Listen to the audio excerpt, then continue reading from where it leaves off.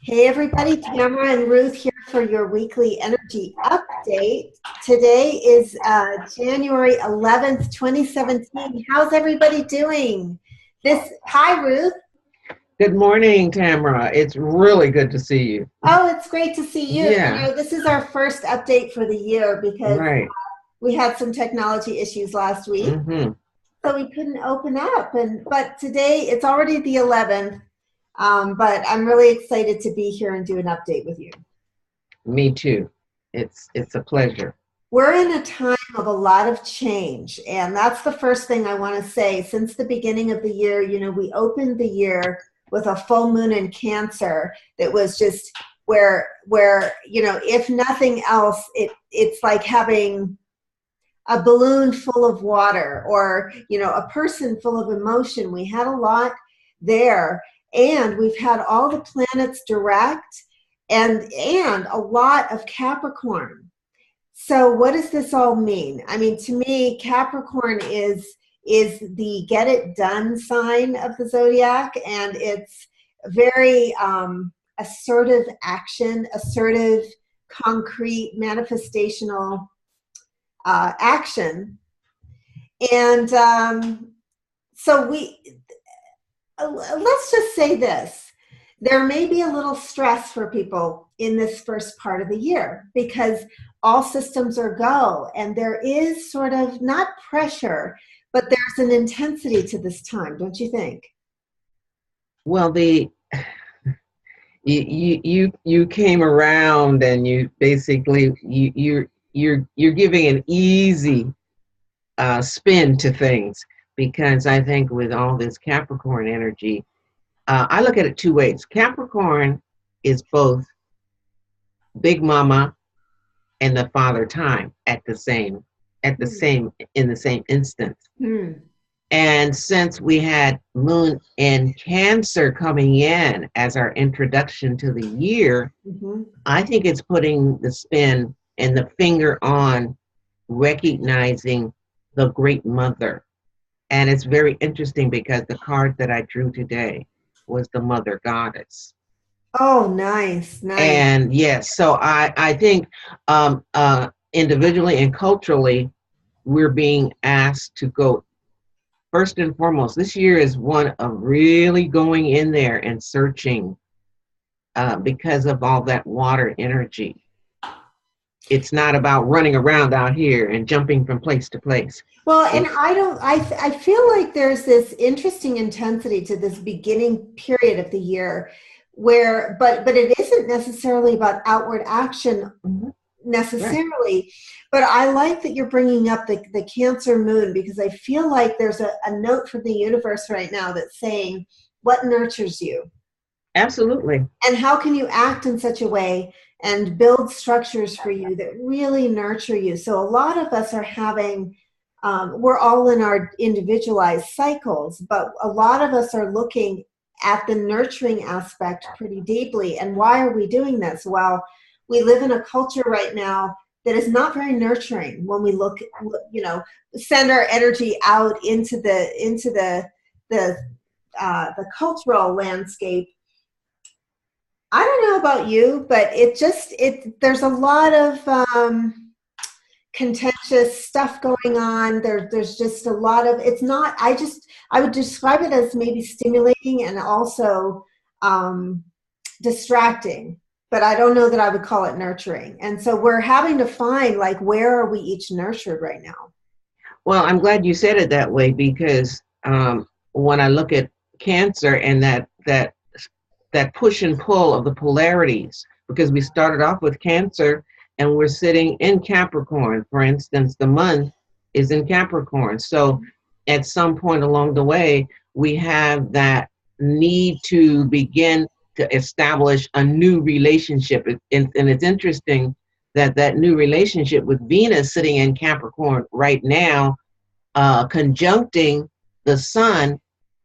I think the opening statement, the theme, culturally and individually, is establishing, because Capricorn is about structure, establishing a new relationship with self. We started with the moon in Cancer, and as you pointed out, That's nurturing self.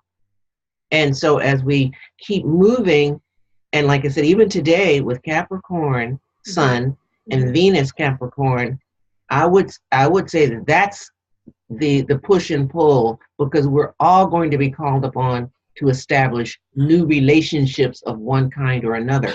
And it's a 2 year. So it's like we may each have to figure out, how do I collaborate with this person? How do I relate to that person? Because it is a 2 year. And number two, yeah, in numerology for universally. You know, it's interesting. I was having some conversations with people lately about how widespread digestive issues are. And it's interesting because it really connects in with that Cancer moon. Yes, I'm glad you said that. What in our lives and our society and the things that we're taking into us energetically are indigestible. And that's a great way to put it, Tamara. Indigestible. What? Yeah, just puts something in your stomach. And there's a reason for this sort of widespread, not only that, but widespread anxiety and depression. And I'm going to probably do a show coming up here about anxiety, but also digestion and the connection between the gut and the brain as well, which is something science is looking at a lot. And that it's all, you know, I think we're learning now that a lot of how our brain works comes from our gut right now. Yes.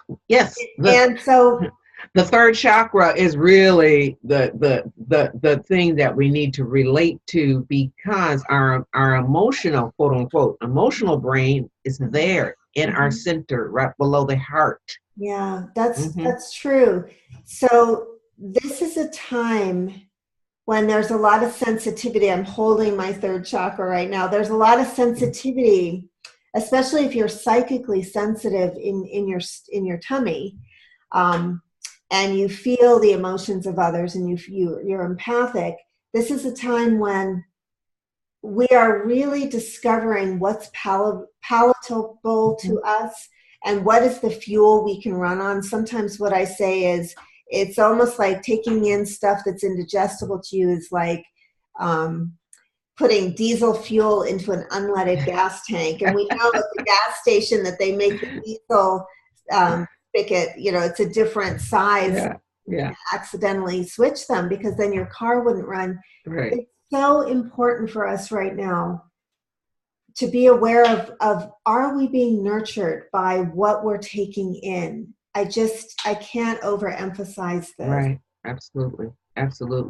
And I want to go back and add to that, that moon in Cancer puts all of us on notice. That lunar energy is so important. You see, that's part of what has been denigrated in the culture. The lunar, as you put it, the nurturing, because why do we have so many eating issues? That is a Cancerian issue. Yes. It's so in an eating disorder, the person feels as though eating is the opposite of nurturing, and that not eating, you know, or you know, it's like it's everything's been turned around, where you no longer have a natural connection with what nurtures you. And our society has become increasingly so. You know, it's interesting because I look a lot at the food supply and how we're eating and how this affects mental health culturally. And, you know, when we're eating out of cans and packages that a corporation produced, we often, our brains don't work on junk food. And I had heard that margarine was created, you know, to fatten turkeys.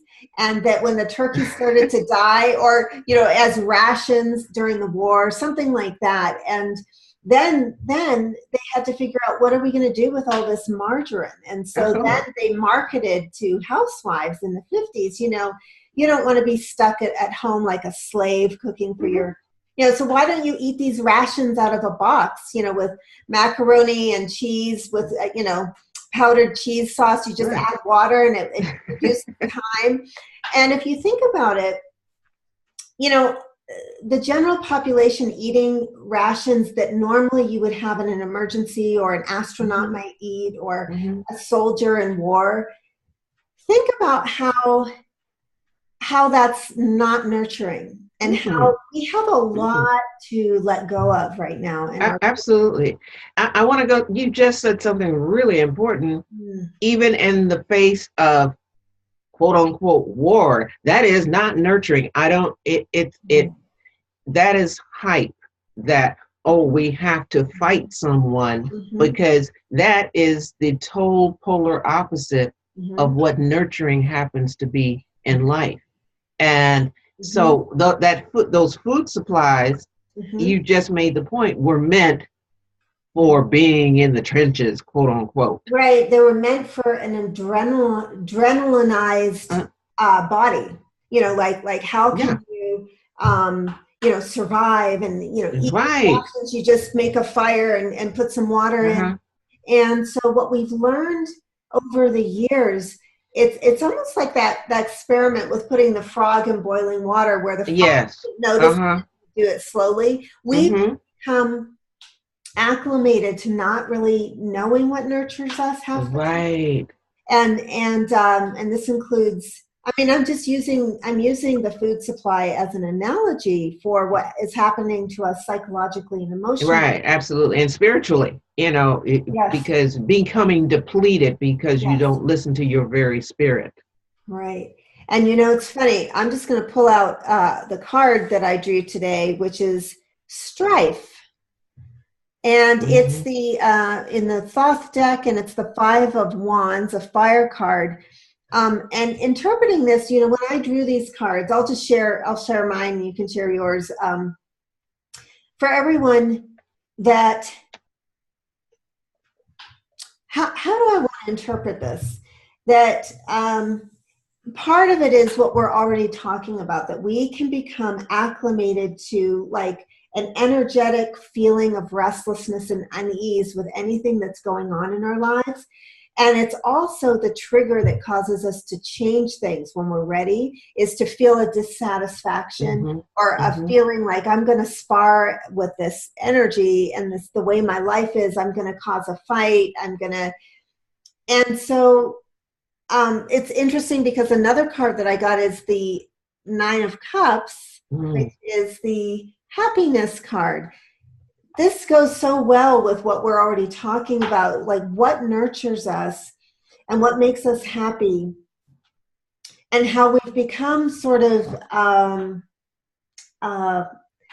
trained to find what's wrong or get into an energy of dissatisfaction and strife, so that we can't even enjoy what we already have. Does that make sense, what I just said?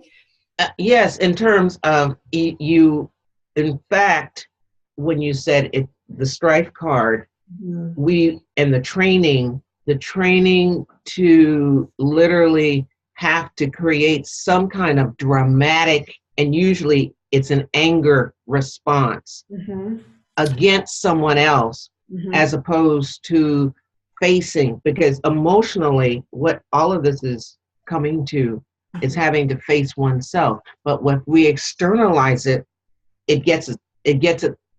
we get away from it for a minute and then say later, I'll push that under the rug. There are lots of little humps under the proverbial rug because we push things away.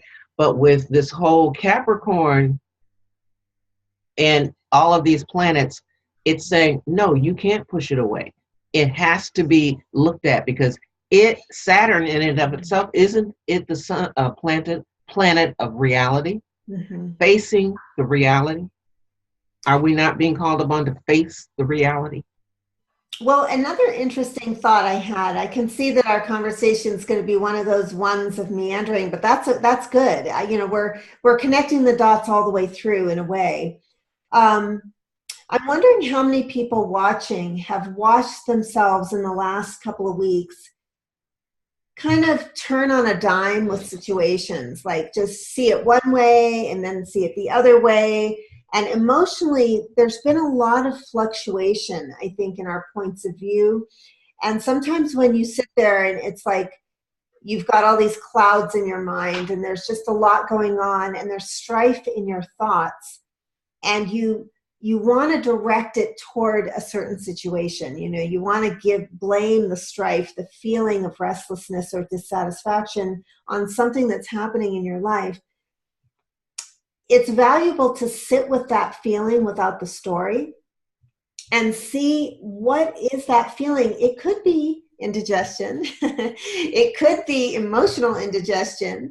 It could be something completely, and probably is something really unrelated to any situation right now in your life.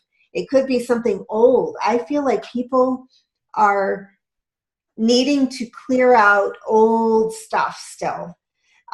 Old ways of responding, things that never nurtured you before, old patterns of reacting, like taking something personally and getting mad at somebody when they didn't intend it that way, and part of you knows that. That's what I mean by an old pattern. And then you set up this new thing where you're causing a rupture in that relationship. You know what I'm saying with that? Well, again, I want to refer, because we literally have a wonderful patterning and the messengers in terms of using the planets. Yeah. Again, if we go back to the very foundation, Cancer is the root. It's where everything starts.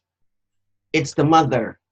And if we don't grow, the baby grows and it has a mother, and then the father image or energy comes along and provides some kind of structuring for that. And if we don't come to understand how we, like you said, are nurturing, because we have to be nurtured in order to avail ourselves of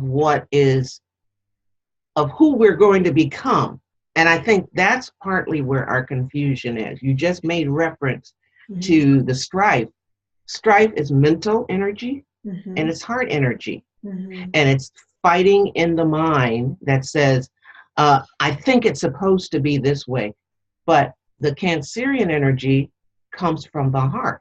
So how do we blend all of that stuff going on in our minds? What they said, and the person on the TV, and what the family said, and what the school said. How do we reconcile that? Well, and this is where some of the stress may be coming from people. It goes back to what you said in the beginning, that Saturn in Capricorn is about reality. And so what comes to me as you're talking about that is that sometimes we are still in the reality of what didn't nurture us a long time ago. Yes, that excellent. Yes, absolutely. The mind, because that's the strife. What didn't happen, but has to happen.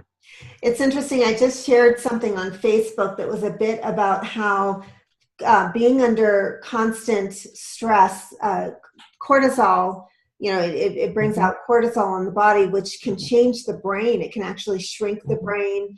And they talked about how when they did an experiment with rats and their mothers, they had nurturing mothers, and when the babies were nurtured by the mom, their response, they had a better immune response to stress all the way through their life.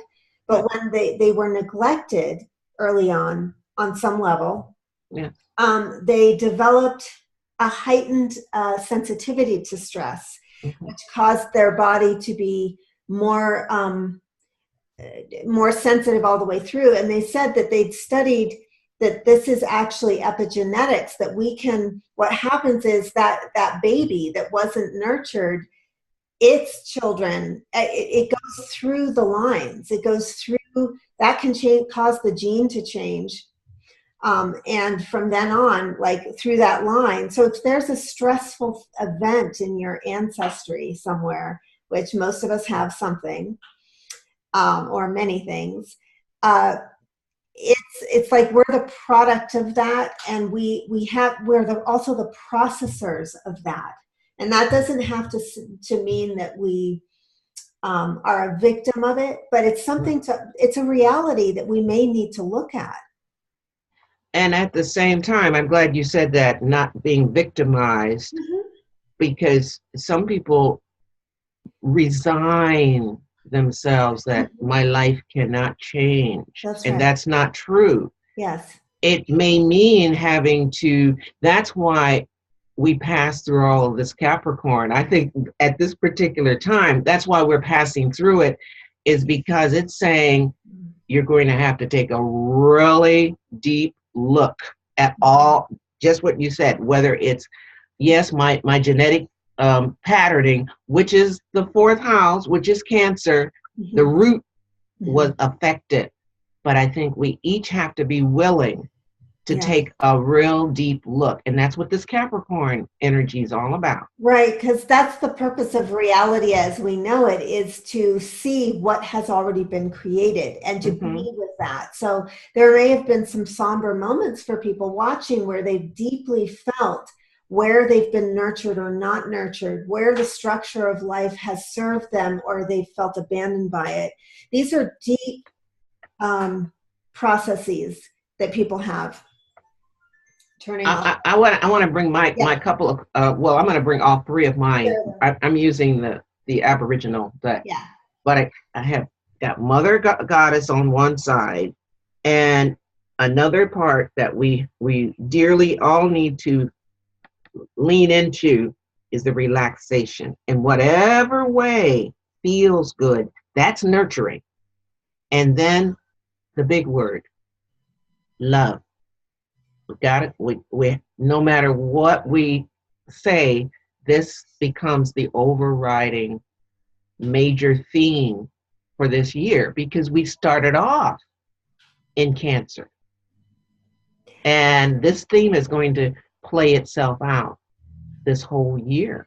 And sometimes those watching, sometimes you'll notice this falls into the category of self-sabotage when you choose a level of strife inside or against yourself or against others that really combats your own feeling of nurturing and happiness. That's just a pattern. It's just a way you've learned to stay in an unhappy space. And my third card. What was your second one? My third, well, I have strife and happiness, which is the 9. Oh yeah, okay. So that goes along with the relax. So your second card goes with these two. Okay. Yeah. And I also got the Queen of Pentacles. Okay. Which I think of as I mean, there's a goat right there. There's a goat, and Tamara, how much more Capricornian can we get in that card that you have? What I'm getting with this though is the message I'm getting from drawing this card for this week for people is this is the practical mother, the practical nurturing, not just on the emotional level. This is a very, and the message I literally get from this card, not from, traditional tarot interpretations, is for each person watching, there is the nurturing that you require. Someone is taking care of you. Someone is holding you right now. And it may be in many different forms of people or just an archetypal energy that is holding you, that wants you to thrive. And so that's just a message for everybody. Can you say that again? Because I think that is a beautiful message you just said. The very essence of life wants us to thrive. That is marvelous. Wants us to thrive. She's here with her diamond on the staff and the goat, and she's got the map, she's got the roadway in front of her, and she's looking, holding the world. And we are in the world. And I think that's just a good, it's a meditative image to the part of us. Each of us has, like we've talked before, I call them characters, I think you call them sub-personalities, but we have parts of us that got stuck in trauma, whatever that trauma is. It can be something small. It could be something, a small moment from when you were 3, but you couldn't get beyond it. And there are parts of each of us that are really freaked out, that are just in freak out mode, just nothing's going to work out, I can't do this. And I feel like this is an energy that is here to heal that part of us that is freaking out. Not all of us is freaking out, but there are little parts that haven't gotten beyond their own age. They've gotten stuck in time and crystallized.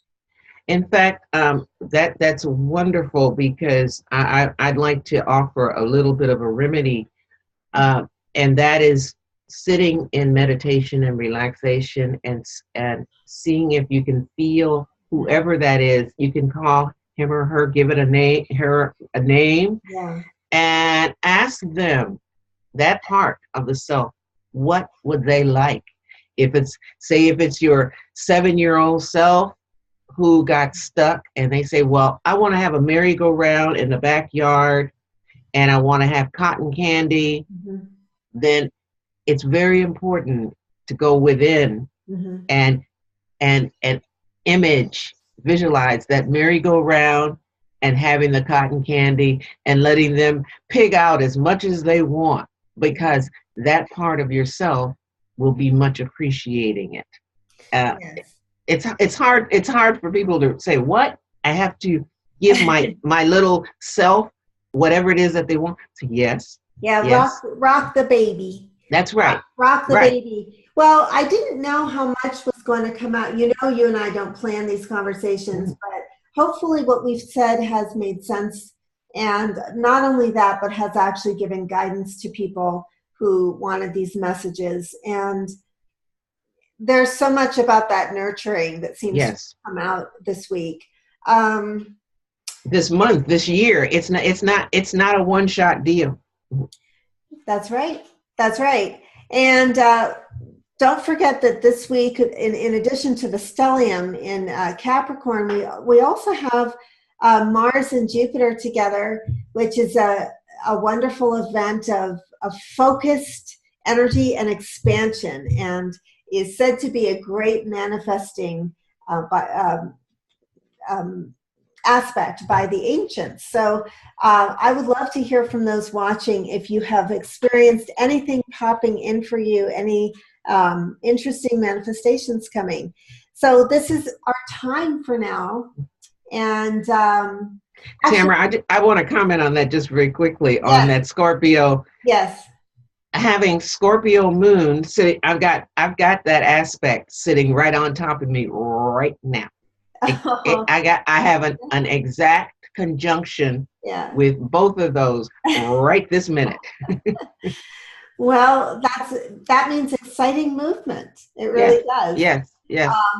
So we'd love to hear your thoughts on this, guys, and what's shaping up for you, and what are you learning about yourself during this phase of the new year, and how you can nurture yourself better. Right. Now, if you need some more focused personal time, you can reach each of us for a reading. I always put the links below.